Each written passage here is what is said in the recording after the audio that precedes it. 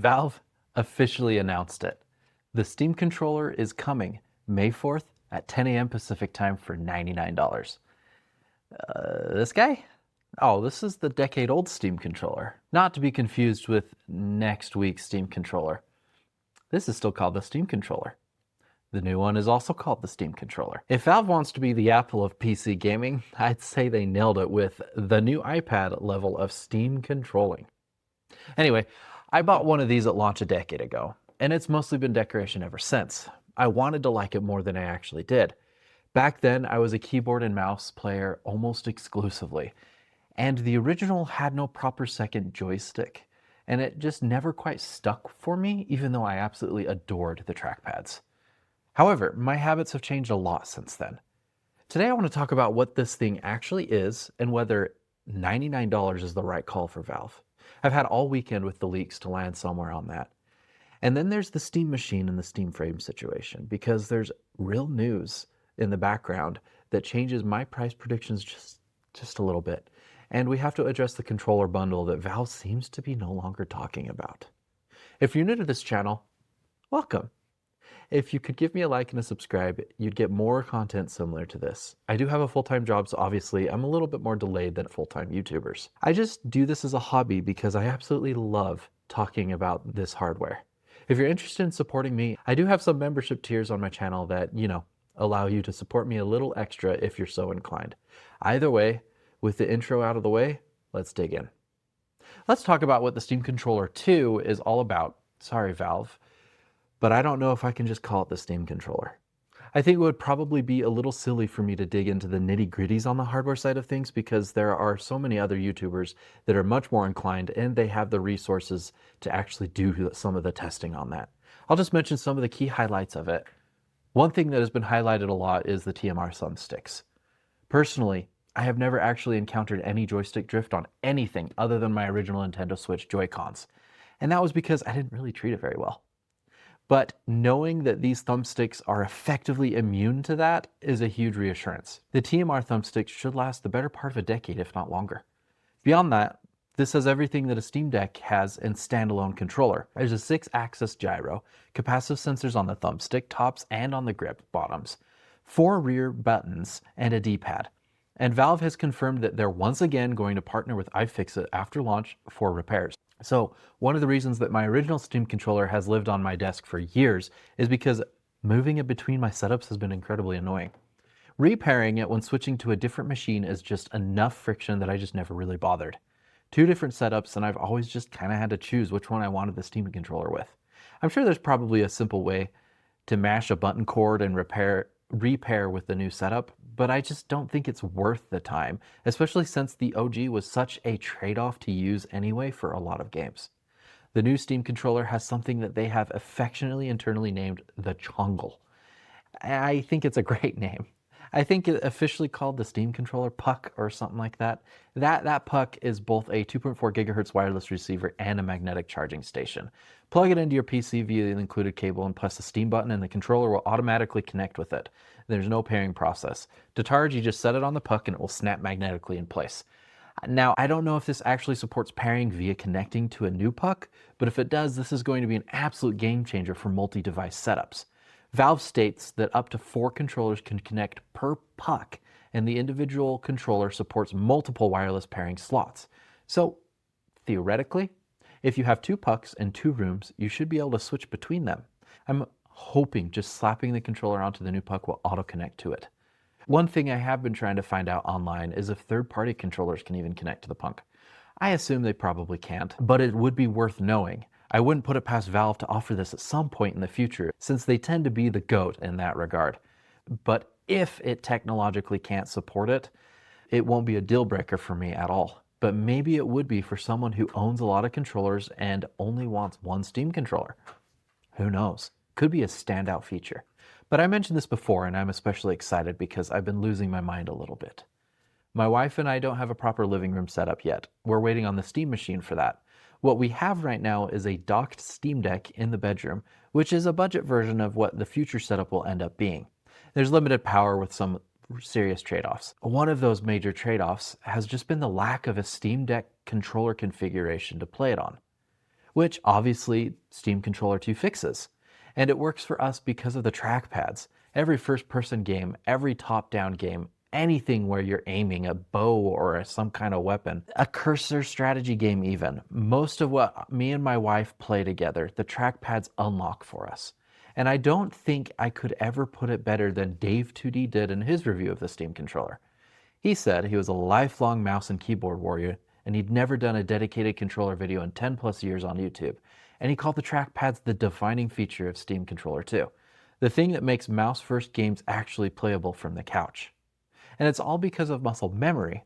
You don't really get that with a controller, but with the Steam controller, you finally do. But is it worth the $99? I've had all weekend to sit with this price, and for me, it's a resounding yes. I'll give some of my reasons for believing it's totally fair, but first let's look at some of the competitors. The PS5's DualSense is $75, the Xbox Series is $65, and the Xbox Elite Series 2 and DualSense Edge are anywhere from $150 to $200 depending on if you can catch a sale. Many of the reviewers landed lukewarm or said that they were just completely out at $100. But they're comparing it to the Xbox controller? That's not the right comparison at all. This competes with the DualSense Edge and the Xbox Elite, which run up to $200, and it has more features than them. Pro tier features set at half the Pro tier price. For Steam Deck owners who already know what they're missing when they pick up literally any other controller on the market, the value is pretty obvious already.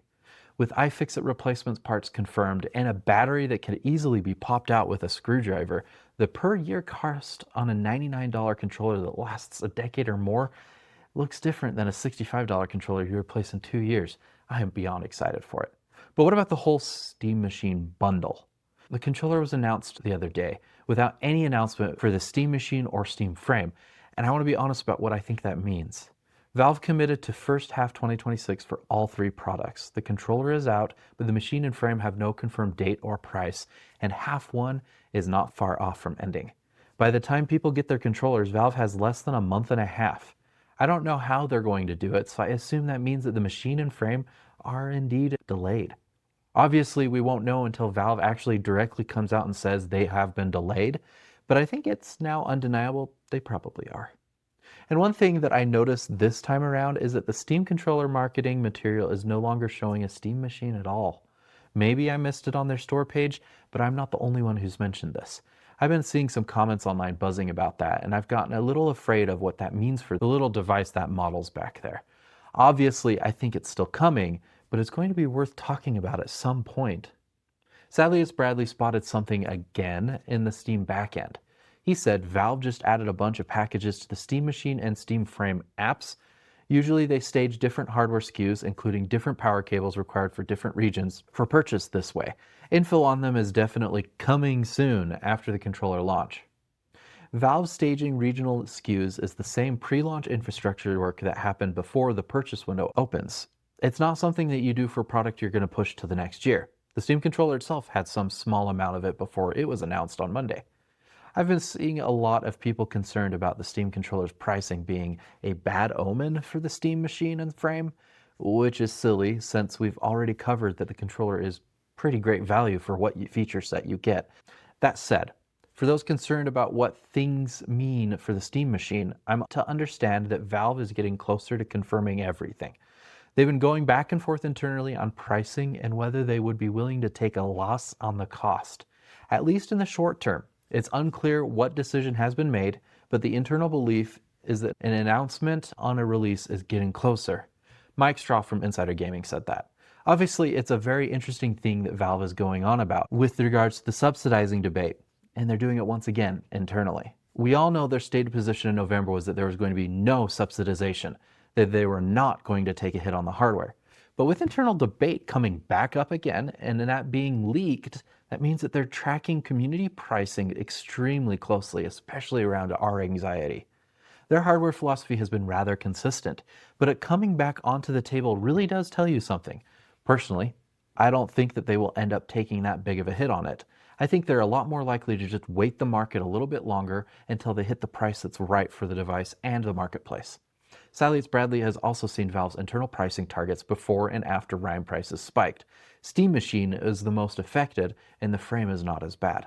In the past video, I came to the estimate that I believe that the Steam Machine base model would come in at $699 and the 2TB model would come in at $850. But I think given some of the leaks over the weekend and some of this news recently, I might need to revise that just a little bit with how much the RAM situation has also moved. Even though things are starting to stabilize, they're not really coming down yet. I'm probably going to say that the Steam Machine is likely going to probably launch at $799 and $999 for the 2TB. Not much of a bump from my previous estimates, but I can all but guarantee they will not cross the $1,000 line. And I think it's worth mentioning the Mike Straw article. You know what? Let's just read it together. The Steam Machine is still coming. Valve is just figuring out when that is.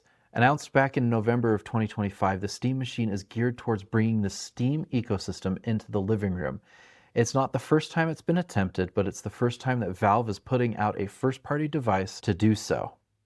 Speaking to IGN recently, Valve's Pierre-Loup Graffy said that its launch is really just about the logistics of getting it into users' hands.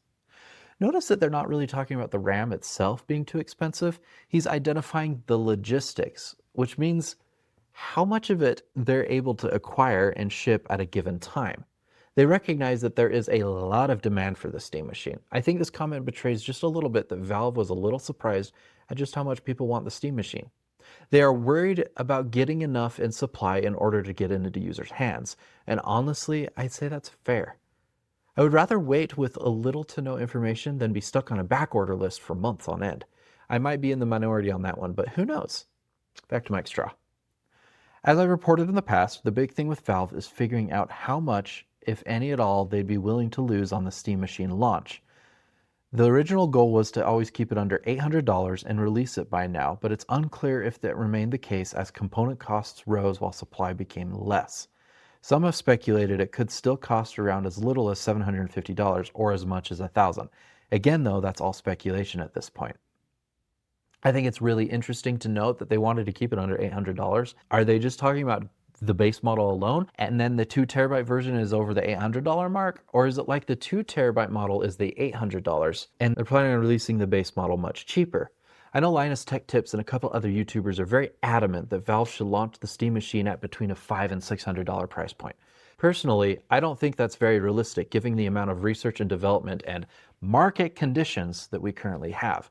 Not to mention the software that would have gone into both the form factor and some of the interesting little parts that are unique to this very specific device. Valve told IGN that the release is close and that it'll have news to drop on that soon. How close and how soon, however, remains to be seen. The last official update from the company was that it was still hoped to ship the system in 2026, but as we shared recently, memory and storage shortages have created challenges for us. Right now, it's just a waiting game on when the console will be available for players. With that, I think we'll probably hear about the Steam Frame by the end of May. Are you picking up the Steam Controller 2 at launch? And what's your read on the Steam Machine situation? Do you think they're still going to be able to achieve getting it under $800? Or does the RAM situation push it higher despite what Valve has repeatedly been saying? Let me know in the comments below what you think. Personally, I think it's pretty unlikely that they're going to lose sight of their under $800 goal completely. And I also personally think that they're referring to both systems in regards to that price. Now, I could be wrong, but when it comes to pricing, I feel like Valve has always been relatively consistent with their goals. I don't think it's pretty unlikely for them to have the base model come under $800 and then the 2TB be a little bit of a premium on top of that to help with recouping some of the costs from how expensive the market is currently. Anyway, thanks for watching. I'll catch you guys in the next one.